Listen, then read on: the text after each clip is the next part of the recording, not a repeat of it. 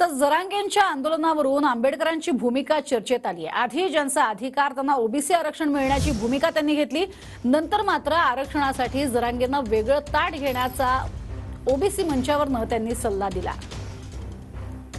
हा लढाच ओबीसीचा आम्ही सुरुवात केला होता।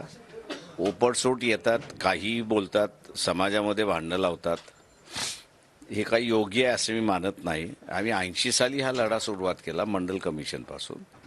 तेव्हा कधी वाद झाला नाही आणि तेव्हा कधी असताना समाजामध्ये भांडणं झाली नाही। आता त्या इश्यूवरनं भांडणं कशासाठी? आणि ज्याचा अधिकार आहे त्याला तो मिळाला पाहिजे। ओबीसीचा आरक्षणाचा अधिकार होता तो त्याला मिळाला पाहिजे।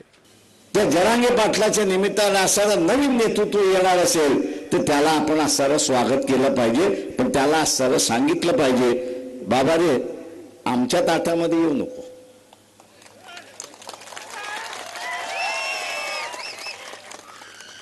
बाबा रे तू आमच्या ताटामध्ये येऊ नको। तुला वेगळं ताट करून पाहिजे असेल तर आम्ही त्याला मदत करतो।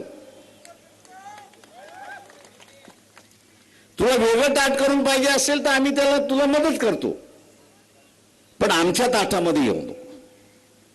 आणि म्हणून मी मुंबईच्या सभेमध्ये म्हटलं की ओबीसीचं ताट वेगळं आहे आणि गरीब मराठ्याचं ताट वेगळं आहे, हे आपण असणारं लक्षात घ्या।